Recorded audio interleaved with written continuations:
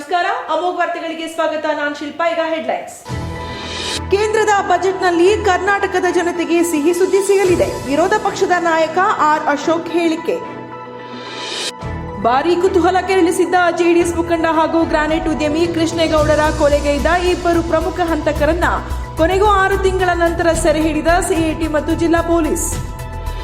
ಮಂಡ್ಯದ ಕೆರಗೋಡು ಗ್ರಾಮದ ಪ್ರಕರಣವನ್ನಿಟ್ಟುಕೊಂಡು ಜನಗಳ ನಡುವೆ ಗಲಭೆಯನ್ನ ಬಿಜೆಪಿ ಮತ್ತು ಜೆಡಿಎಸ್ ಸೃಷ್ಟಿ ಮಾಡುತ್ತಿದ್ದಾರೆ. ಕಾಂಗ್ರೆಸ್ ಜಿಲ್ಲಾ ಪ್ರಚಾರ ಸಮಿತಿ ಅಧ್ಯಕ್ಷ ದೇವರಾಜೇಗೌಡ ಹೇಳಿಕೆ. ಮತ್ತು ಹಲವು ಕಡೆ ಕಳ್ಳತನ ಮಾಡಿ ತಪ್ಪಿಸಿಕೊಂಡಿದ್ದ ಆರೋಪಿ ಬಂಧನ. 30 ಲಕ್ಷ ಮೌಲ್ಯದ ಚಿನ್ನಾಭರಣ ವಶ. ಜಿಲ್ಲಾ ಪೊಲೀಸ್ ವರಿಷ್ಠಾಧಿಕಾರಿ ಮೊಹಮ್ಮದ್ ಸುಜೀತಾ ಹೇಳಿಕೆ. ಕೇಂದ್ರ ಸರ್ಕಾರ ಬಜೆಟ್ನಲ್ಲಿ ಕರ್ನಾಟಕದ ಜನತೆಗೆ ಸಿಹಿ ಸುದ್ದಿ ನೀಡಲಿದ್ದಾರೆ ಎಂದು ವಿರೋಧ ಪಕ್ಷದ ನಾಯಕ ಆರ್ ಅಶೋಕ್ ವಿಶ್ವಾಸ ವ್ಯಕ್ತಪಡಿಸಿದರು. ನಗರದಲ್ಲಿ ಮಾಧ್ಯಮದೊಂದಿಗೆ ಮಾತನಾಡಿದ ಅವರು, ಕೇಂದ್ರ ಸರ್ಕಾರದ ಬಜೆಟ್ ಮಂಡನೆಯಾಗಲಿದ್ದು ದೇಶದ ಪ್ರಧಾನಿ ನರೇಂದ್ರ ಮೋದಿ ಕನಸು ದೇಶವನ್ನ ವಿಶ್ವಗುರು ಹಾಗೂ ಸಬ್ಕಾ ಸಾಥ್ ಸಬ್ಕಾ ವಿಕಾಸ್ ಗುರಿ ಇಟ್ಟುಕೊಂಡು ಕರ್ನಾಟಕದ ಜನತೆಗೆ ಸಿಹಿ ಸುದ್ದಿ ನೀಡಲಿದ್ದಾರೆ. ಈಗಾಗಲೇ ಹಿಂದಿನ ಯುಪಿಎ ಸರ್ಕಾರಕ್ಕಿಂತ ಹೆಚ್ಚಿನ ಹಣವನ್ನ ನರೇಂದ್ರ ಮೋದಿ ನೇತೃತ್ವದ ಸರ್ಕಾರವು ರಸ್ತೆ, ರೈಲ್ವೆ ಯೋಜನೆ ಸೇರಿದಂತೆ ಹಲವಾರು ಯೋಜನೆಗಳಿಗೆ ಕರ್ನಾಟಕಕ್ಕೆ ಬಿಡುಗಡೆ ಮಾಡಿದ್ದಾರೆ ಎಂದರು. ಕೇಂದ್ರದ ಬಜೆಟ್ ಅನ್ನ ಶ್ರೀಮತಿ ನಿರ್ಮಲಾ ಸೀತಾರಾಮನ್ ಅವರು ಮಂಡನೆ ಮಾಡ್ತಾ ಇದ್ದಾರೆ.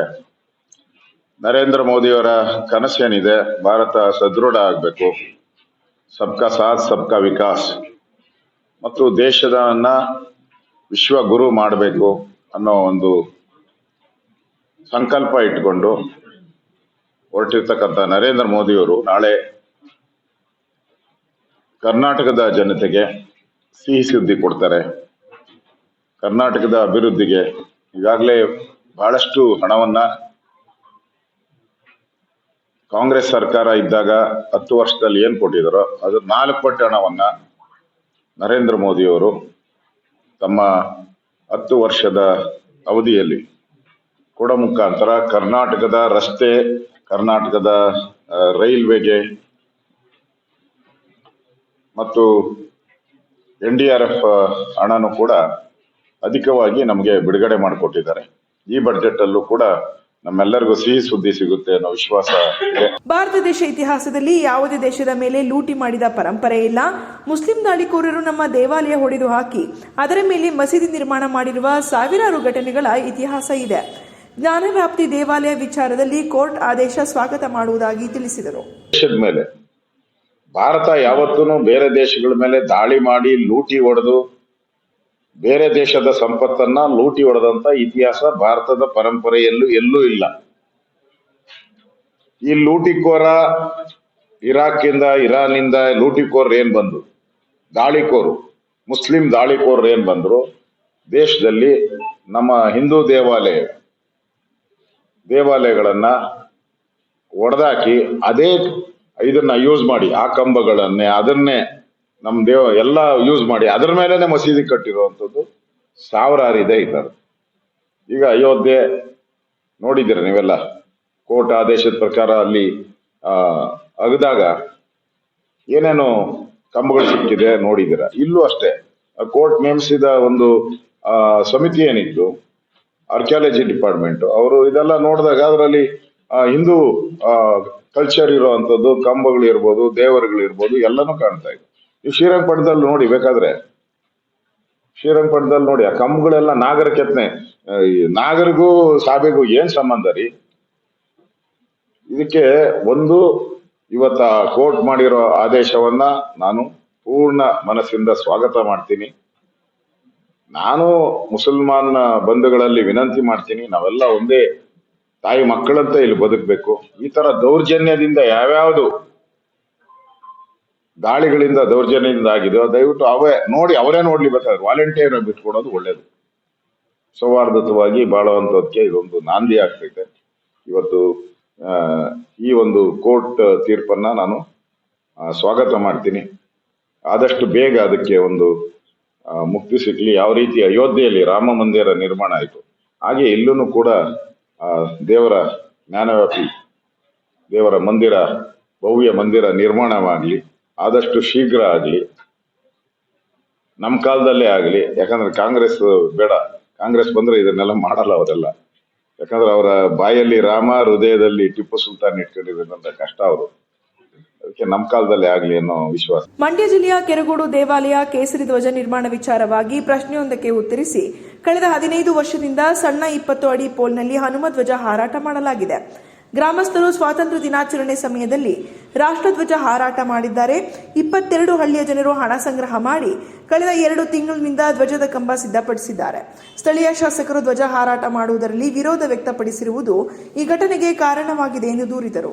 ಇದು ದೇವಸ್ಥಾನದ ಮುಂಭಾಗದಲ್ಲಿರುವಂತ ಪೋಲ್. ಇದು ದೇವಸ್ಥಾನಕ್ಕೂ ಇದಕ್ಕೂ ಜಸ್ಟ್ ಒಂದು 20-25 ಮೀಟರ್ ದೂರದಲ್ಲಿದೆ ಅಷ್ಟೇ. ದೇವಸ್ಥಾನ ಇಲ್ಲ, ಆಂಜನೇಯನ ದೇವಸ್ಥಾನ ಇದೆ. ಅದು ಪುರಾತನ ದೇವಸ್ಥಾನ, ಒಂದು 200 ವರ್ಷ ಆಗಿರ್ಬೇಕು. ಆಂಜನೇಯಂದು ಮೇಲೆ ಗೋಪುರ ಬೇರೆ, ಒಂದು 15 ಅಡಿ ದೊಡ್ಡ ಆಂಜನೇಯಂದು ಇದು ಮೂರ್ತಿ ಇದೆ. ಒಳ ಕೆಳಗಡೆ ರಾಮ ಇದೆ. ಅಲ್ಲೇ ವಿಶ್ವೇಶ್ವರಯ್ಯನವರು ಹಾಕಿದ್ದಾರೆ. ಅಲ್ಲೇ ಕಾವೇರಿ ಮಾತೆ ಇದು ದೇವಸ್ಥಾನನೂ ಇದೆ. ಇದು ಎಲ್ಲ ಸೇರಿ ಒಂದೇ ದೇವಸ್ಥಾನ ಇರೋದು. ದೇವಸ್ಥಾನದ ಎದುರುಗಡೆ ಹಾಕಿರೋದು. ಕಳೆದ 15 ವರ್ಷದಿಂದಲೇ ಅಲ್ಲಿ ಹನುಮ ಧ್ವಜನೇ ಹಾರಾಟ ಆಗ್ತಾ ಇದ್ದಿದ್ದು. 15 ವರ್ಷದಿಂದ ಅದು ಸಣ್ಣ ಒಂದು 15-20 ಅಡಿ ಪೋಲಲ್ಲಿ ಹಾರಾಟ ಮಾಡ್ತಾ ಇದ್ರು. ಅವ್ರೇನ್ ಮಾಡ್ತಾ ಇದ್ರು, ಅವ್ರು ಒಳ್ಳೆ ಜನ, ಅವರು ಯಾರು ಹಳ್ಳಿ ಜನ, ಒಳ್ಳೆ ಜನ. ಅವ್ರು ಆಗಸ್ಟ್ ಬಂದಾಗ ಬಾವುಟವನ್ನ ರಾಷ್ಟ್ರಧ್ವಜ ಹಾರಿಸ್ತಾ ಇದ್ರು. 26ನೇ ತಾರೀಕು ಬಂದಾಗ ರಾಷ್ಟ್ರಧ್ವಜ, ಕನ್ನಡ ಬಂದಾಗ ಕನ್ನಡ ಧ್ವಜ, ಉಳಿದಂತೆ ವರ್ಷ ಪೂರ್ತಿ ಹನುಮಂತನ ಧ್ವಜ ಹಾರಾಟ ಮಾಡ್ತಾರೆ. ಈ ದೇವಸ್ಥಾನದ ಎದುರುಗಡೆ ಇಲ್ಲಿ ದೇವಸ್ಥಾನ ಇದೆ, ಇಲ್ಲಿ ಬಾವುಟ ಇದೆ, ಇಲ್ಲೂ ದೇವಸ್ಥಾನ ಇದೆ. 2 ದೇವಸ್ಥಾನಗಳು, ಇದ್ರ ಮಧ್ಯೆ ಒಂದು ಧ್ವಜ. ಮತ್ತೆ ಇನ್ನೊಂದು ಬಹಳ ಸತ್ಯ ಸಂಗತಿ ನಾನು ತಮ್ಗೆ ಹೇಳೋದು, ಈಗ ಅವ್ರು ಯಾರೋ AC ಹೋಗ್ಬಿಟ್ಟು ಏಕಾಏಕಿ ಬಾವುಟ ಹಾರಿಸ್ತಾನಲ್ಲ, ಯಾರ್ದು ಪೋಲ್? ಯಾರ್ದು? ಸರ್ಕಾರದವ್ರು ಕಟ್ಟಿರ್ಬೇಕಲ್ಲ ಅದು ಪೋಲು. ಈಗ ರಾಷ್ಟ್ರಧ್ವಜ ಹಾರಿಸ್ಬೇಕು ಅಂದ್ರೆ ಡೆಸಿಗ್ನೇಷನ್ ಎಲ್ಲ ಬೇಕು. ಅದಕ್ಕೆ ಇಂಥ ಮಂತ್ರಿ ಹೋಗಿ ಮಂಡ್ಯದಲ್ಲಿ ಇಂಥ ಮಂತ್ರಿ ಹಾರಿಸ್ತಾರೆ ಅಂತ ಡೆಸಿಗ್ನೇಷನ್ ಕೊಡ್ತಾರೆ. ಅಕಸ್ಮಾತ್ ಮಂತ್ರಿ ಹಾರಿಸಿಲ್ಲ ಅಂದ್ರೆ DC ಹಾರಿಸ್ತಾರೆ, DC ಹಾರಿಸಿಲ್ಲ ಅಂದ್ರೆ ತಹಸೀಲ್ದಾರ್ ಹಾರಿಸ್ತಾರೆ. ಈ ತರ ಎಲ್ಲ ಬರೀತೀರಿ. ಸರ್ಕಾರದ ಆದೇಶ ಹೊರಡಿಸಿ ಮಾಡುದು ಏನು ಇಲ್ಲ. ಇಲ್ಲಿ ಪೋಲು 22 ಹಳ್ಳಿಗಳಲ್ಲಿ ಎಲ್ಲ ಮನೆಯಿಂದನೂ 100 ರೂಪಾಯಿ 200 ರೂಪಾಯಿ ಕಲೆಕ್ಟ್ ಮಾಡಿ ಸುಮಾರು 6 ಲಕ್ಷ ರೂಪಾಯಿ ಕಲೆಕ್ಟ್ ಮಾಡಿ ಕಳೆದ 1 ತಿಂಗಳಿಂದ ಅಲ್ಲಿ ಗುಂಡಿ ತೆಗೆದು ಕಾಂಕ್ರೀಟ್ ಹಾಕಿ, ಯಾಕಂದ್ರೆ 108 ಅಡಿ ಪೋಲು, ಅಷ್ಟು ನಿಲ್ಬೇಕಾದ್ರೆ ಎಷ್ಟು ಅಡಿ ಡೆಪ್ತ್ ಹೋಗ್ಬೇಕು ನೀವೇ ಲೆಕ್ಕ ಹಾಕಿ. 1 ತಿಂಗಳಿಂದಾನು ಕೆಲಸ ಆಗಿದೆ. ಪೋಲ್ ಹಾಕಿದ್ದಾರೆ, ಹನುಮಂತನ ಧ್ವಜ ಆಗಿದೆ. 15 ದಿನ ಹಾರಾಟ ಮಾಡ್ತಾ ಇದ್ದೆ. 15 ದಿನ ಆದ್ಮೇಲೆ ಶುರುವಾಗಿತ್ತು. ನಿಮ್ಮ ಹತ್ರ ಏನ್ ಮುಕ್ತವಾಗಿ ಹೇಳ್ತೀನಿ. ಯಾಕೆ ಅಂದ್ರೆ ಇದಕ್ಕೆ ಕರೆದಿದ್ರು, ಕುಮಾರಸ್ವಾಮಿ ಅವ್ರನ್ನ ಉದ್ಘಾಟನೆಗೆ ಕರೆದಿದ್ರು ಇಲ್ಲಿಗೆ. ಫಸ್ಟ್ ಅದೇ ಪಾಯಿಂಟ್ ಇಲ್ಲಿ ಬಂದಿರೋದು. ಆಮೇಲೆ ಯಾರೋ ಹೇಳಿದಾರೆ ಏರಿಯಾ MLA ಕರಿಬೇಕು ಅಂತ. ಆಮೇಲೆ ಅಲ್ಲಿರೋ ಜನ ಎಲ್ಲ ಇದ್ ಮಾಡಿ ಹೌದೌದು ಕರೆದ್ಬಿಡೋಣ ಅವ್ರನ್ನು ಅಂತ ಅವ್ರನ್ನೂ ಹೋಗಿ ಕರೆದಿದ್ದಾರೆ. ಕುಮಾರಸ್ವಾಮಿನೂ ಬರ್ಲಿಲ್ಲ. ಇದೇನು ಪೋಲ್ ಇದೇನು ಸರ್, ಏನೋ ಕಾಂಟ್ರವರ್ಸಿ ಏನೋ ಅಲ್ಲಲ್ಲ. MLA ಬರ್ಲಿಲ್ಲ. ಇವ್ರು ಬಾವುಟ ಹಾರಿಸ್ಬಿಟ್ರು. Local politics. ಇದರಿಂದ ಇವತ್ತು ಈ ಘಟನೆ. ಭಾರೀ ಕುತೂಹಲ ಕೆರಳಿಸಿದ ಜೆಡಿಎಸ್ ಮುಖಂಡ ಹಾಗೂ ಗ್ರಾನೈಟ್ ಉದ್ಯಮಿ ಕೃಷ್ಣೇಗೌಡರ ಕೊಲೆಗೈದ 2 ಪ್ರಮುಖ ಹಂತಕರನ್ನ 6 ತಿಂಗಳ ನಂತರ ಕೊನೆಗೂ COD ಹಾಗೂ ಜಿಲ್ಲಾ ಪೊಲೀಸ್ ಸೆರೆ ಹಿಡಿದಿದ್ದಾರೆ ಎಂದು ಜಿಲ್ಲಾ ಪೊಲೀಸ್ ವರಿಷ್ಠಾಧಿಕಾರಿ ಮೊಹಮ್ಮದ್ ಸುಜೀತಾ ಹೇಳಿದರು. ಜಿಲ್ಲಾ SP ಕಚೇರಿಯ ಸಭಾಂಗಣದಲ್ಲಿ ಮಾಧ್ಯಮಕ್ಕೆ ಮಾಹಿತಿ ನೀಡಿದ ಅವರು, ಉದ್ಯಮಿ ಕೃಷ್ಣೇಗೌಡರ ಕೊಲೆ ಮಾಡಿದ ನಂತರ ಭಾಗಿಯಾಗಿದ್ದ ಎಲ್ಲ ಆರೋಪಿಗಳನ್ನು ಬಂಧಿಸಲಾಗಿತ್ತು. ಆದರೆ ಪ್ರಮುಖ ಆರೋಪಿಗಳಾದ 38 ವರ್ಷದ ಯೋಗಾನಂದ್ ಹಾಗೂ 32 ವರ್ಷದ ಅನಿಲ್ ಎಂಬುವರು ತಲೆಮರೆಸಿಕೊಂಡಿದ್ದು, ಈ ತನಿಖೆಯನ್ನು CODಗೆ ವಹಿಸಲಾಗಿತ್ತು. ಇದಾದ ನಂತರ ತನಿಖೆಯಲ್ಲಿ ಮಾಹಿತಿ ಕಲೆ ಹಾಕಿದಾಗ ತುಮಕೂರು ಜಿಲ್ಲೆಯ ತುರುವೇಕೆರೆ ಗ್ರಾಮದ ತೋಟದ ಮನೆಯೊಂದರಲ್ಲಿ ಬಂಧಿಸಲಾಗಿದೆ.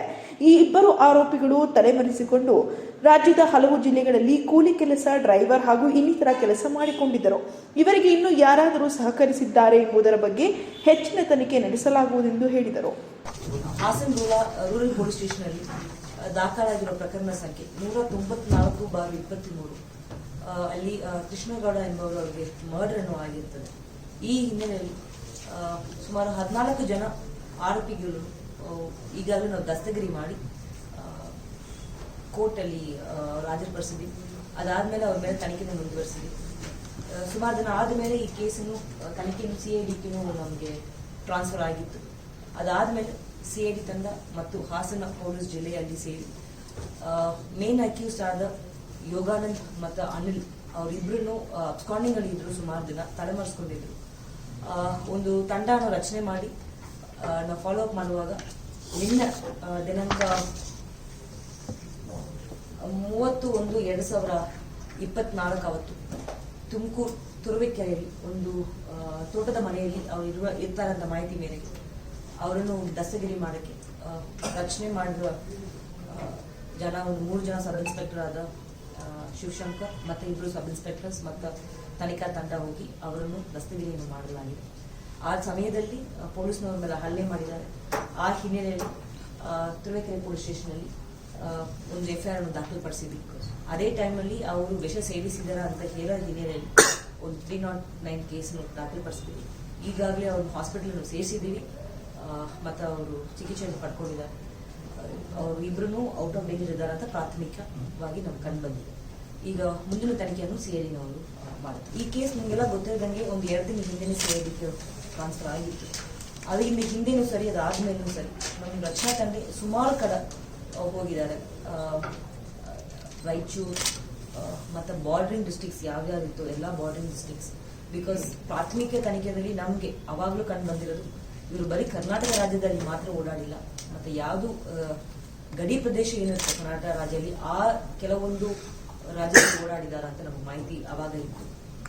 ಈಗ ಅವ್ರು ಎಲ್ಲೆಲ್ಲಿ ಓಡಾಡಿದ್ರು, ಸ್ಪಷ್ಟವಾಗಿ ಎಲ್ಲೆಲ್ಲಿ ಹೋಗಿ ಬಂದಿದ್ರು, ಎಲ್ಲೆಲ್ಲಿ ಉಳ್ಕೊಂಡಿದ್ರು, ಯಾರ್ಯಾರು ಅವ್ರಿಗೆ ಹಾರ್ಬರಿಂಗ್ ಅನ್ನು ಮಾಡೋದ್ರ ಬಗ್ಗೆ CIDಯನ್ನು ತನಿಖೆ ಮುಂದುವರಿಸ್ತಾರೆ. ಈಗ ಅವ್ರನ್ನು ಕೋರ್ಟ್ಗೆ ಹಾಜರುಪಡಿಸಿ ಅದಾದ್ಮೇಲೆ ಕಸ್ಟಡಿಯನ್ನು ತಗೊಂಡು ತನಿಖೆಯನ್ನು ಮುಂದುವರಿಸ್ತಾರೆ. ಈಗ ಸದ್ಯಕ್ಕೆ ನಮ್ಗಿರೋ ಮಾಹಿತಿ ಪ್ರಕಾರ ಕೆಲವೊಂದು ಕಡೆ ಅವರು ತರಕಾರಿ ಅಂಗಡಿಯಲ್ಲಿ ಕೆಲಸ ಮಾಡ್ಕೊಂಡು ಬಂದಿದ್ರು, ಕೆಲವೊಂದು ಕಡೆ ಕ್ಯಾಬ್ ಡ್ರೈವರ್ ಆಗಿ ಕೆಲಸ ಮಾಡಿದ್ರು, ಕೆಲವೊಂದು ಕಡೆ ಹೋಗಿ ಯಾವ್ದಾದ್ರು ಒಂದು ದೇವಸ್ಥಾನದಲ್ಲಿ ಹೊರಗಡೆ ಇಲ್ಲ ಪಕ್ಕದಲ್ಲಿ ಮನೆ ಮಾಡಿಕೊಂಡು ಇದ್ದಿದ್ದಾರೆ, ಕೆಲವೊಂದು ಕಡೆ ತೋಟದ ಮನೆ ಇದ್ದಾರೆ ಅಂತ ಮಾಹಿತಿ ಇದೆ. ಬಟ್ ಸ್ಪಷ್ಟವಾಗಿ ಯಾರ್ಯಾರು ಅವ್ರಿಗೆ ಹಾರ್ಬರ್ ಅನ್ನು ಮಾಡಿದ್ರು, ಯಾರ್ಯಾರು ಅವ್ರಿಗೆ ಸಹಕಾರವನ್ನು ಕೊಟ್ಟಿದ್ರು, ಮತ್ತೆ ಹೇಗೆ ಎಲ್ಲೆಲ್ಲಿ ಓಡಾಡಿದ್ರ ಬಗ್ಗೆ ನಾವು ತನಿಖೆಯನ್ನು ಮುಂದುವರಿಸಬೇಕು.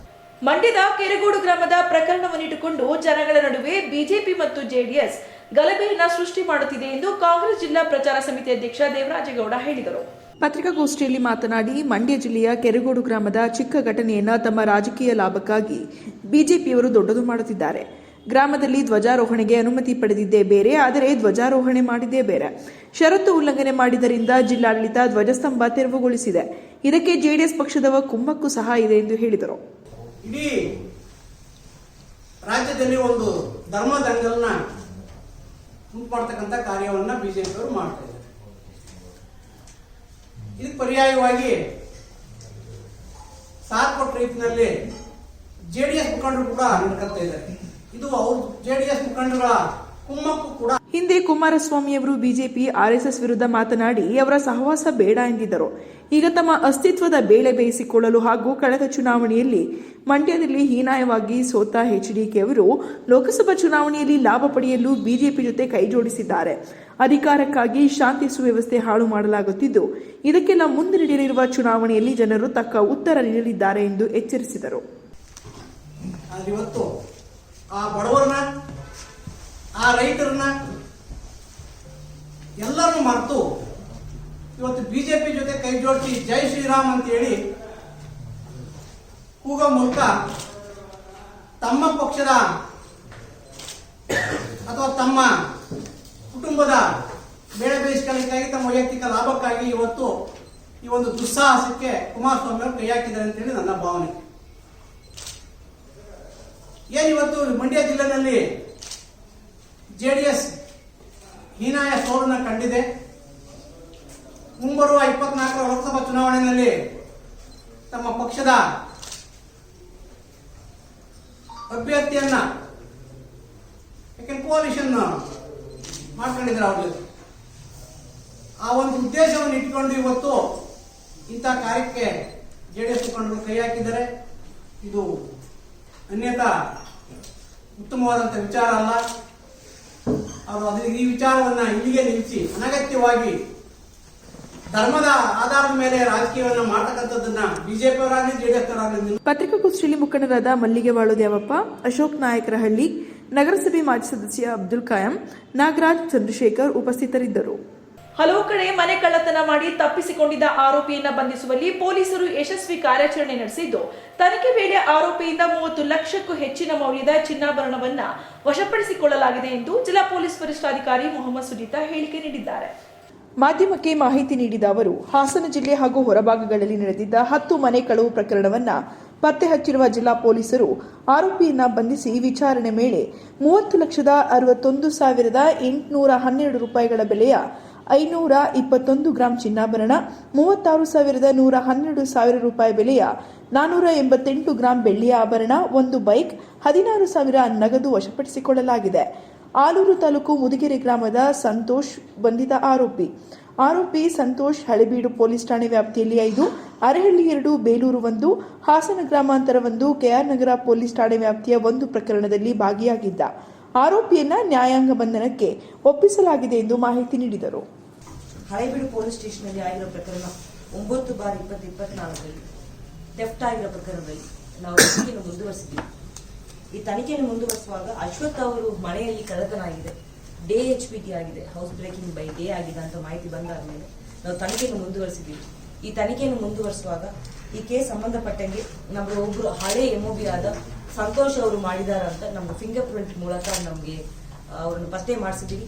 ಈ ಪತ್ತೆ ಮಾಡಾದ ಮೇಲೆ ನಮಗೆ ಸುಮಾರು 10 ಪ್ರಕರಣವನ್ನು ನಮಗೆ ಈಗಾಗಲೇ ನಾವು ಇದು ಮಾಡಿದ್ದೀವಿ. 10 ಪ್ರಕರಣದಲ್ಲಿ ನಾವು ರಿಕವರಿಯನ್ನು ಮಾಡಿದ್ವಿ. ಇದರಲ್ಲಿ 1 ಪ್ರಕರಣ ಮಂಡ್ಯ ಜಿಲ್ಲೆ ಸೇರಿದ ಪ್ರಕರಣ ಮತ್ತು 9 ಪ್ರಕರಣಗಳು ಹಾಸನ ಜಿಲ್ಲೆ ಸೇರಿದ ಪ್ರಕರಣ. ಇವರು MOB ಆದವರು 2013ರಲ್ಲಿ ಇವರ ಮೇಲೆ ಫಸ್ಟ್ MOB ಕಾರ್ಡ್ ಓಪನ್ ಆಗುತ್ತೆ. ಇವರು ಫಸ್ಟ್ ಕಳ್ಳತನ ಸ್ಟಾರ್ಟ್ ಮಾಡಿದ ವರ್ಷ 2013.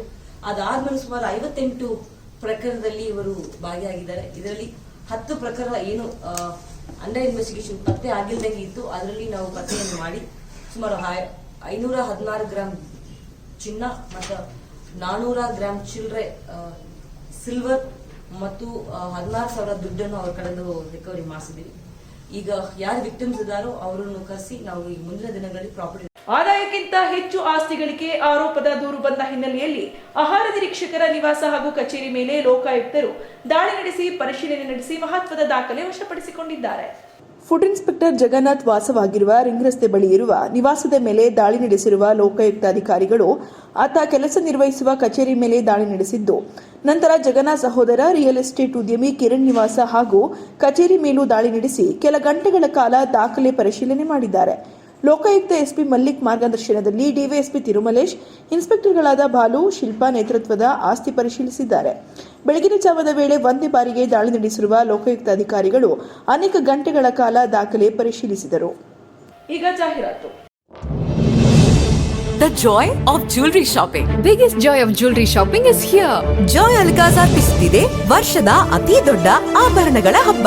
ಎಲ್ಲ ಆಭರಣಗಳ ಮೇಕಿಂಗ್ ಚಾರ್ಜಸ್ ನಲ್ಲಿ 50% ಕಡಿತ. ಬಂಗಾರ, ವಜ್ರ, ಪೋಲ್ಕಿ, ಪ್ರೆಷಿಯಸ್ ಸ್ಟೋನ್ಸ್ ಮತ್ತು ಬೆಳ್ಳಿಯಲ್ಲಿ ಅತಿ ದೊಡ್ಡ ಹಾಗೂ ಅತ್ಯುತ್ತಮ ಆಯ್ಕೆ ಪಡೆಯಿರಿ. ಇದು ಆಭರಣಗಳ ಶಾಪಿಂಗ್ ನಲ್ಲಿ ನಿಜವಾದ ಜಾಯ್. ಈ ಕೊಡುಗೆ ವಿಶೇಷವಾಗಿ ಜಾಯ್ ಅಲುಕಾಸ್ ನ ಶೋರೂಮ್ಗಳಲ್ಲಿ ಮಾತ್ರ. Joy Alucas, world's favorite jeweler.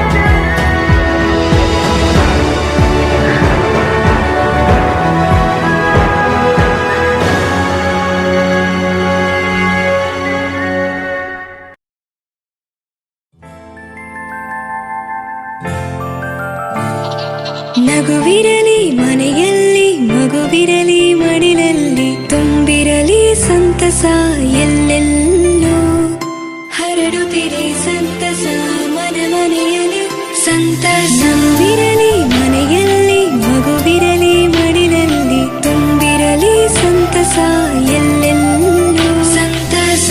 ಸಂತಸ IVF ಮತ್ತು ಎಂಡೋ ಸರ್ಜರಿ ಸೆಂಟರ್, ಹಾಸನ ಮತ್ತು ಮೈಸೂರು.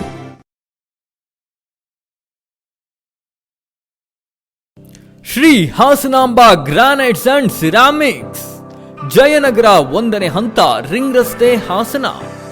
ನಿಮ್ಮ ಕನಸಿನ ಮನೆಯ ಅಂದವನ್ನ ಹೆಚ್ಚಿಸುವಂತ tiles, vitrified, sanitary accessories, ceramics, appliances, modular kitchens, natural stones, wooden finishing, bathroom fittings, luxury collections ಹೀಗೆ 20ಕ್ಕೂ ಹೆಚ್ಚು ಪ್ರತಿಷ್ಠಿತ ಕಂಪನಿಗಳ ಔಟ್ಲೆಟ್ ಉಳ್ಳ ಕರ್ನಾಟಕದ ಏಕೈಕ ಪ್ರತಿಷ್ಠಿತ showroom Shri Hasanamba granites and ceramics.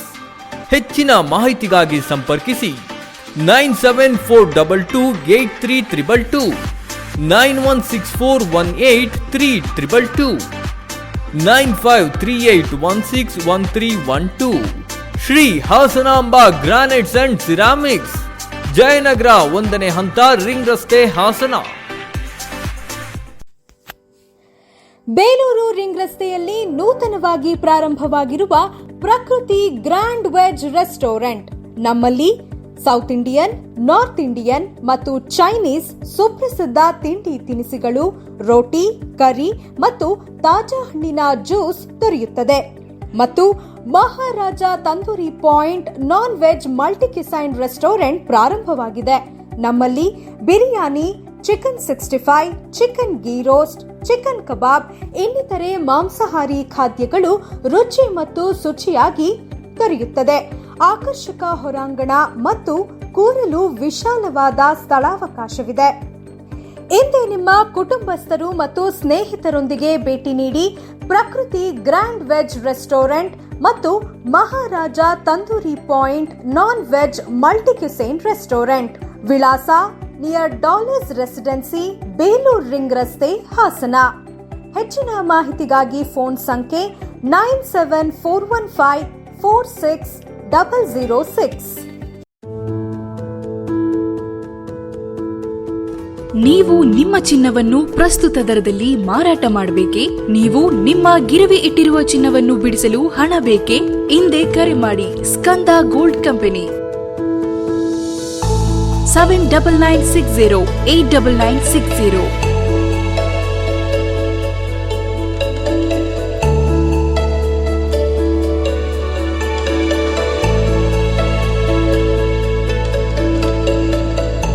ನೀವು ಗಿರವಿ ಇಟ್ಟಿರುವ ಚಿನ್ನಾಭರಣಗಳನ್ನು ಬಿಡಿಸಿ ಇಂದಿನ ಮಾರುಕಟ್ಟೆ ಬೆಲೆಗೆ ಕೊಂಡುಕೊಳ್ಳುತ್ತಾರೆ ಹಾಗೂ ನಿಮ್ಮಲ್ಲಿರುವ ಹಳೆಯ ಚಿನ್ನವನ್ನು ಪ್ರಸ್ತುತ ಆನ್ಲೈನ್ ದರದಲ್ಲಿ ಕೊಂಡುಕೊಳ್ಳುತ್ತಾರೆ. ಸ್ಕಂದ ಗೋಲ್ಡ್ ಕಂಪನಿ ಕರ್ನಾಟಕದಾದ್ಯಂತ ನಮ್ಮ ಶಾಖೆಗಳು ತೆರೆದಿರುತ್ತದೆ.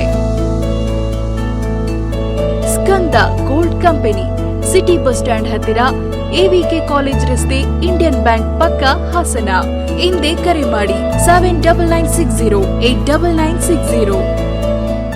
ಮತ್ತೊಮ್ಮೆ ಅಮೋಘ ವಾರ್ತೆಗಳಿಗೆ ಸ್ವಾಗತ. ಮಂಗಳೂರಿನಲ್ಲಿ ಆಯೋಜನೆ ಮಾಡಲಾಗಿದ್ದ ರಾಜ್ಯ ಮಟ್ಟದ ಪತ್ರಕರ್ತರ ಕ್ರಿಕೆಟ್ ಪಂದ್ಯಾವಳಿಯಲ್ಲಿ ರನ್ನರ್ ಅಪ್ ಸ್ಥಾನ ಪಡೆದ ಹಾಸನ ಜಿಲ್ಲಾ ಕಾರ್ಯನಿರತ ಪತ್ರಕರ್ತರ ಸಂಘದ ತಂಡಕ್ಕೆ ನಗರದಲ್ಲಿ ಜಿಲ್ಲಾ ಪತ್ರಕರ್ತರ ಸಂಘದಿಂದ ಅಭಿನಂದಿಸಲಾಯಿತು. ಕಾರ್ಯಕ್ರಮದಲ್ಲಿ ಜಿಲ್ಲಾ ಪತ್ರಕರ್ತರ ಸಂಘದ ಅಧ್ಯಕ್ಷ ಬಾಳು ಗೋಪಾಲ್, ರಾಜ್ಯ ಪತ್ರಕರ್ತರ ಸಂಘದ ಸದಸ್ಯರಾದ ಎಚ್.ಪಿ. ಮದನಗೌಡ, ರವೀನಾ ಕಲಗೂಡು, ಕಾರ್ಯದರ್ಶಿ ಬನವಾಸೆ ಮಂಜು, ರಾಷ್ಟ್ರೀಯ ಮಂಡಳಿ ಸದಸ್ಯ ಜಿ. ಪ್ರಕಾಶ್, ವಿಜಯವಾಣಿ ಪತ್ರಿಕೆ ಸ್ಥಾನಿಕ ಸಂಪಾದಕ ಸತ್ಯನಾರಾಯಣ್, ಬೊಮ್ಮೇಗೌಡ, ಅರಸಿಕೆರೆಯ ಆನಂದ್ ಉಪಸ್ಥಿತರಿದ್ದರು. ಹೊಳೆನರಸೀಪುರ ತಾಲೂಕಿನ ಕೃಷ್ಣಪುರ ಗ್ರಾಮ ಸಮೀಪದ ಹೆದ್ದಾರಿ ಪಕ್ಕದಲ್ಲಿ ಇದ್ದ ಅಧಿರಾಮೇಶ್ವರ ದೇವಾಲಯದ ಉದ್ಭವ ಮೂರ್ತಿಯನ್ನ ಕಿಡಿಗೇಡಿಗಳು ಕದ್ದೊಯ್ದಿದ್ದಾರೆ.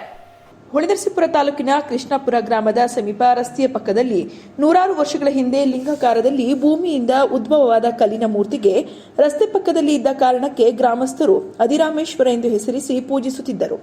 ರಸ್ತೆಯನ್ನು ಹೆದ್ದಾರಿಯಾಗಿ ಪರಿವರ್ತನೆ ಮಾಡಿದ್ದ ಸಂದರ್ಭದಲ್ಲಿ ನೂರಾರು ವರ್ಷಗಳಿಂದ ಪೂಜಿಸುತ್ತಿದ್ದ ದೇವಾಲಯವು ರಸ್ತೆಯ ಮಧ್ಯದಲ್ಲಿ ಇದ್ದ ಕಾರಣದಿಂದ ದೇವಾಲಯವನ್ನು ರಸ್ತೆಯ ಎಡಭಾಗಕ್ಕೆ ಬಿಟ್ಟು ಗುಡಿಯ ಹಿಂಭಾಗದಲ್ಲಿ ಸ್ವಲ್ಪ ದೂರದಲ್ಲೇ ದ್ವಿಪಥದ ರಸ್ತೆ ನಿರ್ಮಿಸುವ ಜೊತೆಗೆ ನಿರಂತರವಾಗಿ ಪೂಜೆ ಪುನಸ್ಕಾರಗಳು ಜರುಗುತ್ತಿತ್ತು. ಆದರೆ ಮಂಗಳವಾರ ರಾತ್ರಿ ಕಿಡಿಗೇಡಿಗಳು ಅಧಿರಾಮೇಶ್ವರ ಉದ್ಭವ ಮೂರ್ತಿಯನ್ನ ನೆಲದಿಂದ ಕಿತ್ತುಕೊಂಡು ಹೋಗಿದ್ದು ಗ್ರಾಮಸ್ಥರಲ್ಲಿ ಆಕ್ರೋಶದ ಜೊತೆಗೆ ಬೇಸರ ಮೂಡಿಸಿದೆ. ಗ್ರಾಮಸ್ಥರ ಭಾವನೆಗೆ ಧಕ್ಕೆ ಉಂಟು ಮಾಡಿರುವ ಜೊತೆಗೆ ಉದ್ಭವ ಮೂರ್ತಿಯನ್ನ ಭಗ್ನಗೊಳಿಸಿದ ಆರೋಪಿಗಳಿಗೆ ಕಠಿಣ ಶಿಕ್ಷೆ ವಿಧಿಸಬೇಕೆಂದು ಒತ್ತಾಯಿಸಿದ್ದಾರೆ. ಐಡಿಎಸ್ಎಂಟಿ ಕಾಂಪ್ಲೆಕ್ಸ್ ಒಳಗೆ ಇರುವ ತರಕಾರಿ ಮಾರುಕಟ್ಟೆಗೆ ವ್ಯಾಪಾರಿಗಳಿಗೆ ಅನುಕೂಲವಾಗಲೆಂದು ಮೇಲ್ಚಾವಣಿ ನಿರ್ಮಿಸಲಾಗುತ್ತಿದೆ ಎಂದು ಶಾಸಕ ಎಚ್.ಕೆ. ಸುರೇಶ್ ತಿಳಿಸಿದರು. ಪುರಸಭೆ ಪಕ್ಕದಲ್ಲಿರುವ ಐಡಿಎಸ್ಎಂಟಿ ಕಾಂಪ್ಲೆಕ್ಸ್ ಒಳಗೆ ಇರುವ ತರಕಾರಿ ಮಾರುಕಟ್ಟೆಗೆ ಮೇಲ್ಚಾವಣಿ ಇಲ್ಲದೆ ಹಲವಾರು ಬಡ ವ್ಯಾಪಾರಿಗಳು ತಮ್ಮ ತರಕಾರಿ, ಹೂವು, ಹಣ್ಣುಗಳನ್ನು ಮಾರುತ್ತಿದ್ದಾರೆ. ಆದರೆ ಮಳೆಗಾಲ, ಬೇಸಿಗೆ ಕಾಲದಲ್ಲಿ ತುಂಬಾ ತೊಂದರೆ ಅನುಭವಿಸುತ್ತಿದ್ದರೂ ಇದನ್ನು ಮನಗಂಡು ಪುರಸಭೆ ಕಾಂಪ್ಲೆಕ್ಸ್ಗೆ ಮೇಲ್ಚಾವಣಿ ನಿರ್ಮಿಸುತ್ತಿದೆ. ಇದರಿಂದ ಸಾರ್ವಜನಿಕರಿಗೂ ಅನುಕೂಲವಾಗುತ್ತದೆ. ವ್ಯಾಪಾರಿಗಳ ವಸ್ತುಗಳು ಹಾಳಾಗುವುದಿಲ್ಲ. ಮಾರುಕಟ್ಟೆಯನ್ನು ಸ್ವಚ್ಛವಾಗಿ ಇಟ್ಟುಕೊಂಡರೆ ವ್ಯಾಪಾರಸ್ಥರಿಗೆ ಅನುಕೂಲವಾಗುತ್ತದೆ ಎಂದು ಹೇಳಿದರು. ಇನ್ನಿತರ ಹಣ್ಣು ಹಂಪಲುಗಳ ಮಾಡ್ತಕ್ಕಂಥ ಸುಮಾರು 22 ಲಕ್ಷದ ವೆಚ್ಚದಲ್ಲಿ ಮೇಲ್ಚಾವಣಿಯನ್ನು ನಿರ್ವಹಣೆ ಮಾಡ್ತಕ್ಕಂಥ ಕೆಲಸಕ್ಕೆ ಇವತ್ತು ಚಾಲನೆಯನ್ನು ಕೊಟ್ಟಿದ್ದೀವಿ. ಇಲ್ಲಿ ಮಳೆ ಮತ್ತು ಇನ್ನು ಇದರಿಂದ ಹಣ್ಣುಗಳು ಇದಾಗಬಾರ್ದು, ಗ್ರಾಹಕರಿಗೆ ತೊಂದರೆ ಆಗಬಾರ್ದು ಅನ್ನೋ ದೂರದೃಷ್ಟಿಯಿಂದ ಎಲ್ಲರೂ ಸುರಕ್ಷಿತವಾಗಿರಬೇಕು, ಆರೋಗ್ಯಕ್ಕೆ ಒತ್ತು ಕೊಡ್ತಕ್ಕಂಥ ಇದರಲ್ಲಿ ಮಳೆನಲ್ಲಿ ನೆಂದರೆ ಆ ತರಕಾರಿಗಳಿಗೆ ರೋಗ ಬರ್ತಕ್ಕಂಥ ಇದಿರುತ್ತೆ. ಯಾವುದೂ ಸಹ ಆಗಬಾರ್ದು ಅನ್ನೋ ಉದ್ದೇಶದಿಂದ ಇಲ್ಲಿ ಒಂದು 22 ಲಕ್ಷದ ಇವತ್ತೇನು ಬುದ್ಧಿ ಪೂಜೆಯನ್ನು ಅಧ್ಯಕ್ಷರು ಮತ್ತು ಎಲ್ಲ ಉಪಾಧ್ಯಕ್ಷರು, ನಮ್ಮೆಲ್ಲ ಪುರಸಭೆಯ ಸದಸ್ಯರು, ನಮ್ಮ ಅಧಿಕಾರಿಗಳ ಕೂಡಿ ಇವತ್ತು ಈ ಒಂದು ಪೂಜೆಯನ್ನು ಮಾಡ್ತಾ ಇದ್ವಿ. ಪುರಸಭಾ ಅಧ್ಯಕ್ಷೆ ತೀರ್ಥಕುಮಾರಿ ಮಾತನಾಡಿ, ಅನೇಕ ವರ್ಷಗಳಿಂದ ಐಡಿಎಸ್ಎಂಟಿ ಒಳಗೆ ವ್ಯಾಪಾರ ಮಾಡುವ ವ್ಯಾಪಾರಸ್ಥರು ತಮ್ಮ ಬೇಡಿಕೆಯನ್ನಿಟ್ಟಿದ್ದರು. ಮಳೆಗಾಲದಲ್ಲಿ ಸಾರ್ವಜನಿಕರು ವ್ಯಾಪಾರಕ್ಕೆ ಬರದೆ ಬೀಡಿಗಳಿಗೆ ಬರುವ ವಸ್ತುಗಳನ್ನೇ ಪಡೆದುಕೊಳ್ಳುತ್ತಾರೆ. ಇದರಿಂದ ನಮಗೆ ನಷ್ಟವಾಗುತ್ತಿದೆ. ಯಾಕೆಂದರೆ ಬಿಸಿಲಿಗೆ ಒಣಗಿ ಮಳೆಗೆ ಕರಗಿ ಹೋಗುವ ವಸ್ತುಗಳೇ ಜಾಸ್ತಿ. ಆದ್ದರಿಂದ ಇಲ್ಲಿ ಮೇಲ್ಚಾವಣಿ ನಿರ್ಮಿಸಿ ನಮಗೆ ಅನುಕೂಲ ಮಾಡಿಕೊಡಬೇಕೆಂದು ಕೇಳಿದ್ದರು. ಅದರಂತೆ ಪುರಸಭೆಯ ವಿಶೇಷ ಅನುದಾನದಲ್ಲಿ ಸುಮಾರು 22 ಲಕ್ಷ ರೂಪಾಯಿಗಳ ಮೊತ್ತದಲ್ಲಿ ನಿರ್ಮಾಣ ಮಾಡಲಾಗುತ್ತಿದೆ ಎಂದು ಹೇಳಿದರು. ಪುರಸಭೆಯ ಪಕ್ಕದಲ್ಲೇ ಇರುವಂತಹ ತರಕಾರಿ ಮಾರುಕಟ್ಟೆ ಆವರಣದಲ್ಲಿ ತುಂಬಾ ಡ್ರೆಸ್ ಎಲ್ಲ ಹಾಳಾಗಿತ್ತು, ಹಳೇದಾಗಿತ್ತು. ಹಾಗಾಗಿ ಇದಕ್ಕೊಂದು ಹೊಸ ರೂಪವನ್ನು ಕೊಟ್ಟು ಮತ್ತೆ ಗ್ರಾಹಕರನ್ನು ಸೆಳಿಬೇಕು. ಏನು ಬೀದಿ ಬದಿ ವ್ಯಾಪಾರ ಮಾಡ್ತಾರೆ ಅವರನ್ನ ಮೊದಲು ಈ ತರಕಾರಿ ಮಾರುಕಟ್ಟೆ ಒಳಗೆ ಕೂರಿಸ್ಬೇಕು ಅಂದ್ರೆ ಒಂದಷ್ಟು ಅವರಿಗೆ ಮೂಲಭೂತ ಸೌಲಭ್ಯನ ಒದಗಿಸ್ಬೇಕು ಅನ್ನೋ ಒಂದು ನಿಟ್ಟಿನಲ್ಲಿ ನಾವು ಇವತ್ತು ಡ್ರೆಸ್ ಹಾಕೋದಕ್ಕೆ ಒಂದು ಗುತ್ತಿಗೆನ ಕೊಟ್ಟಿದ್ದೀವಿ. ಈ ಕಾಮಗಾರಿನ ಇವತ್ತು ಪ್ರಾರಂಭ ಮಾಡ್ತಾ ಇದ್ದಾರೆ. ಈ ಕಡೆ ಪಕ್ಕದಲ್ಲಿ ಏನು ಹೂವನ್ನ ಮಾರಾಟ ಮಾಡ್ತಾ ಇದ್ದಾರೆ, ಆ ಹೂವು ಬಿಸಿಲಿಗೆ ಬಾಡೋಗುತ್ತೆ. ಹಾಗಾಗಿ ಅವ್ರಿಗೆ ಅನಾನುಕೂಲ ಆಗುವಂತಹ ನಿಟ್ಟಿನಲ್ಲಿ ಅವ್ರಿಗೆ ಬಂದು ನಮ್ಮನ್ನು ಕೇಳ್ಕೊಂಡಿದ್ರು. ನಾವು ಸಹ ಇಲ್ಲಿ ಕಾರ್ಯಕ್ರಮನ ಈ ಕಾಮಗಾರಿನ ಮಾಡಬೇಕು ಅಂತ ಹೇಳಿ ಇವತ್ತು ಗುತ್ತಿಗೆದಾರರು ಸಹ ಪ್ರತೀಕ್ ಅವರಿಗೆ ಕಾಮಗಾರಿ ಗುತ್ತಿಗೆ ಕೊಟ್ಟಿದ್ವಿ. ಅವರು ಇವತ್ತು ಈ ಸಂದರ್ಭದಲ್ಲಿ ಪುರಸಭೆ ಸದಸ್ಯರಾದ ಜಮಾಲ್, ರತ್ನ, ಗಿರೀಶ್, ಪ್ರಭಾಕರ್, ಉಷಾ, ಗಿರೀಶ್, ದಿವ್ಯಾ ಸತೀಶ್, ಮುಖ್ಯ ಅಧಿಕಾರಿ ಸುಜಯ್, ಆರೋಗ್ಯ ಅಧಿಕಾರಿ ಲೋಹಿತ್, ಜ್ಯೋತಿ ಹಾಜರಿದ್ದರು. ಒಂದು ಭಾಗದ ಮೇಲ್ಸೇತುವೆ ಕಾಮಗಾರಿ ಮುಗಿದಿದ್ದರೂ ಸಾರ್ವಜನಿಕರ ಸೇವೆಗೆ ನೀಡದೆ ಬೇಜವಾಬ್ದಾರಿಯಲ್ಲಿ ನಡೆದುಕೊಳ್ಳುತ್ತಿದ್ದು, ಇನ್ನೊಂದು ವಾರದೊಳಗೆ ಮೇಲ್ಸೇತುವೆ ಓಪನ್ ಮಾಡದಿದ್ದರೆ ಬಡಾವಣೆ ಜನರು ಸೇರಿ ಮುಂದಿನ ಕ್ರಮ ಕೈಗೊಳ್ಳಬೇಕಾಗುತ್ತದೆ ಎಂದು ನಗರಸಭೆ ಮಾಜಿ ಸದಸ್ಯ ಎಚ್ಎಂ ಸುರೇಶ್ ಹಾಗೂ ನಗರಸಭೆ ಮಾಜಿ ಅಧ್ಯಕ್ಷ ಆರ್ ಮೋಹನ್ ಎಚ್ಚರಿಸಿದರು. ಪತ್ರಿಕಾಗೋಷ್ಠಿಯಲ್ಲಿ ನಗರಸಭೆ ಮಾಜಿ ಸದಸ್ಯ ಎಚ್ಎಂ ಸುರೇಶ್ ಮಾತನಾಡಿ, ಜನರ ಬಹು ನಿರೀಕ್ಷೆಯ ನಗರದ ಮೇಲ್ಸೇತುವೆ ಡಿಸೆಂಬರ್ ತಿಂಗಳಲ್ಲಿ ಈ ಸೇತುವೆಯನ್ನು ಜನಬಳಕೆಗೆ ಓಪನ್ ಮಾಡಲಾಗಿತ್ತು. ಸುಮಾರು 15 ದಿನಗಳ ಕಾಲ ವಾಹನ ಸಂಚಾರಕ್ಕೆ ಅವಕಾಶ ಮಾಡಿಕೊಡಲಾಗಿತ್ತು. ಆದರೆ ಏಕಾಏಕಿ ಎರಡೂ ಬದಿಯಲ್ಲೂ ಬಂದ್ ಮಾಡಲಾಗಿದೆ. ಕಳೆದ 5 ವರ್ಷಗಳಿಂದಲೂ ಜನರು ಈ ಭಾಗದಲ್ಲಿ ಓಡಾಡಲು ಸಾಧ್ಯವಾಗದೆ ಅಂಡರ್ ಪಾಸ್ನಲ್ಲಿ ಸಮಸ್ಯೆ ಎದುರಿಸಿದ್ದಾರೆ. ಜಿಲ್ಲಾಧಿಕಾರಿಗಳು, ಜನಪ್ರತಿನಿಧಿಗಳು ಯಾರೇ ಇರಲಿ ಜನರಿಗೆ ತೊಂದರೆ ಆಗದಂತೆ ತಕ್ಷಣ ಸ್ಪಂದಿಸಿ ಈ ಮೇಲ್ಸೇತುವೆಯಲ್ಲಿ ಸಂಚಾರಕ್ಕೆ ಅವಕಾಶ ಮಾಡಿಕೊಡುವಂತೆ ಮನವಿ ಮಾಡಿದರು. ಈಗ ಓಪನ್ ಮಾಡಿದ್ದೀವಿ, ಜನ ಓಡಾಡ್ತಾ ಇದ್ರು, ತುಂಬಾ ಕಷ್ಟ ಆಗ್ತಾ ಇದೆ. ಕಳೆದ 5 ವರ್ಷದಿಂದನೂ ಈ ಅಂಡರ್ ಬ್ರಿಡ್ಜ್ ಎಲ್ಲ ಹಾಸಿ, NDRK ಕಾಲೇಜ್ ಮುಂದೆ ಹಾಸಿ ತುಂಬಾ ಹಿಂಸೆ ಪಟ್ಟಿದ್ದಾರೆ ಜನ. ಖುಷಿಯಾಗಿದ್ರು. ಅದನ್ನ 7.5 ಮೀಟರ್ ಒಂದೊಂದು ಸೈಡ್ 2 ವೇ, ಈಗ 9 ಮೀಟರ್ಸ್ ಇದೆ. 2 ವೆಹಿಕಲ್ ಸರಾಗವಾಗಿ ಹೋಗ್ಬೋದು. ಹಾಗಾಗಿ ಎಲ್ಲರೂ ಸಂಬಂಧಪಟ್ಟ ಜಿಲ್ಲಾಧಿಕಾರಿಗಳಿರ್ಬೋದು ಅಥವಾ ಸಂಬಂಧಪಟ್ಟ ಜನಪ್ರತಿನಿಧಿ ಯಾರೇ ಇರಲಿ, ದಯವಿಟ್ಟು ಜನಕ್ಕೆ ತೊಂದರೆ ಆಗದಂಗೆ. ನಗರಸಭೆ ಮಾಜಿ ಅಧ್ಯಕ್ಷ ಆರ್ ಮೋಹನ್ ಮಾತನಾಡಿ, ಜನಪ್ರತಿನಿಧಿಗಳಾಗಲಿ, ಸದಸ್ಯರಾಗಲಿ, ಶಾಸಕರಾಗಲಿ ಗಮನಹರಿಸಿ ಸಮಸ್ಯೆ ಬಗೆಹರಿಸಿ ರೈಲ್ವೆ ಮೇಲ್ಸೇತುವೆಯನ್ನ ಸಾರ್ವಜನಿಕ ಸೇವೆಗೆ ನೀಡಲು ಮುಂದಾಗಬೇಕು. ಮಾಡುವುದನ್ನು ತೆರವುಗೊಳಿಸದಿದ್ದರೆ ನಾವು ಹಾಗೂ ಬಡಾವಣೆ ಜನರು 1ನೇ ವಾರ್ಡಿನ ನಗರಸಭೆ ಸದಸ್ಯರು ಹಾಗೂ ಅಲ್ಲಿನ ವಾರ್ಡಿನ ಜನರು ಸೇರಿಕೊಂಡು ತೆರವು ಕಾರ್ಯಾಚರಣೆ ಮಾಡಬೇಕಾಗುತ್ತದೆ ಎಂದು ಎಚ್ಚರಿಸಿದರು. ಇದಕ್ಕೆ ನೇರ ಹೊಣೆ ಜಿಲ್ಲಾಡಳಿತವೇ ಹೊರಬೇಕಾಗುತ್ತದೆ ಎಂದರು. ಸದಸ್ಯರಾಗಲಿ, ಸ್ಥಳೀಯ ಶಾಸಕರಾಗಲಿ ದಯವಿಟ್ಟು ಕಡೆ ಗಮನ ಹರಿಸಿ ದಯವಿಟ್ಟು ನಮ್ಮ ಭಾಗದ ಜನತೆಗೆ ಅನುಕೂಲ ಮಾಡಿಕೊಡ್ಬೇಕಾಗಿ ಕೇಳ್ತೀವಿ. ಇಲ್ಲ ಅಂದ್ರೆ ನಾವು ಈ 8 ದಿವಸ ಸಮಯ ಕೊಡ್ತೀವಿ. ಅದು ತೆರವುಗೊಳಿಸಲಿಲ್ಲ ಅಂದ್ರೆ ನಾವೇ ನಮ್ಮ ಬಡಾವಣೆ ಜನಗಳು ಸೇರ್ಕೊಂಡು ನಾವು 1ನೇ ವಾರ್ಡ್ ರಕ್ಷಿತರು ಇದ್ದಾರೆ, ಅವರ ವಾರ್ಡಿನ ಬಡಾವಣೆ ಜನಗಳು ನಾವು ಸೇರ್ಕೊಂಡು ನಾವೇ ತೆರವು ಮಾಡಬೇಕಾಗುತ್ತೆ. ದಯವಿಟ್ಟು 1 ವಾರ ಗಡುವು ಕೊಡ್ತೀವಿ. ಗಡುವು ಒಳಗಡೆ ತೆರವುಗೊಳಿಸಿ, ಇಲ್ಲ ಮುಂದಿನ ಕ್ರಮ ನಾವೇ ಬಡಾವಣೆ ಜನಗಳೇ ಕೈಗೊಳ್ಳಬೇಕಾಗಿ ನೇರ ಜಿಲ್ಲಾಡಳಿತನೇ ವಹಿಸ್ಕೋಬೇಕಾಗುತ್ತೆ. ಕೊನೆಯಲ್ಲಿ ಮತ್ತೊಮ್ಮೆ ಹೆಡ್ಲೈನ್ಸ್.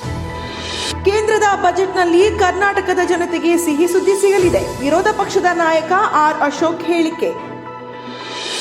ಭಾರೀ ಕುತೂಹಲ ಕೆರಳಿಸಿದ್ದ ಜೆಡಿಎಸ್ ಮುಖಂಡ ಹಾಗೂ ಗ್ರಾನೈಟ್ ಉದ್ಯಮಿ ಕೃಷ್ಣೇಗೌಡರ ಕೊಲೆಗೈದ ಇಬ್ಬರು ಪ್ರಮುಖ ಹಂತಕರನ್ನ ಕೊನೆಗೂ 6 ತಿಂಗಳ ನಂತರ ಸೆರೆ ಹಿಡಿದ ಸಿಐಟಿ ಮತ್ತು ಜಿಲ್ಲಾ ಪೊಲೀಸ್. ಮಂಡ್ಯದ ಕೆರಗೋಡು ಗ್ರಾಮದ ಪ್ರಕರಣವನ್ನಿಟ್ಟುಕೊಂಡು ಜನಗಳ ನಡುವೆ ಗಲಭೆಯನ್ನ ಬಿಜೆಪಿ ಮತ್ತು ಜೆಡಿಎಸ್ ಸೃಷ್ಟಿ ಮಾಡುತ್ತಿದ್ದಾರೆ. ಕಾಂಗ್ರೆಸ್ ಜಿಲ್ಲಾ ಪ್ರಚಾರ ಸಮಿತಿ ಅಧ್ಯಕ್ಷ ದೇವರಾಜೇಗೌಡ ಹೇಳಿಕೆ. ಮತ್ತು ಹಲವು ಕಡೆ ಕಳ್ಳತನ ಮಾಡಿ ತಪ್ಪಿಸಿಕೊಂಡಿದ್ದ ಆರೋಪಿ ಬಂಧನ. 30 ಲಕ್ಷ ಮೌಲ್ಯದ ಚಿನ್ನಾಭರಣ ವಶ. ಜಿಲ್ಲಾ ಪೊಲೀಸ್ ವರಿಷ್ಠಾಧಿಕಾರಿ ಮೊಹಮ್ಮದ್ ಸುಜೀತಾ ಹೇಳಿಕೆ. ಮುಂದಿನ ವಾರ್ತಾ ಸಂಚಿಕೆಯೊಂದಿಗೆ ಮತ್ತೆ ಭೇಟಿಯಾಗೋಣ. ವಂದನೆಗಳು.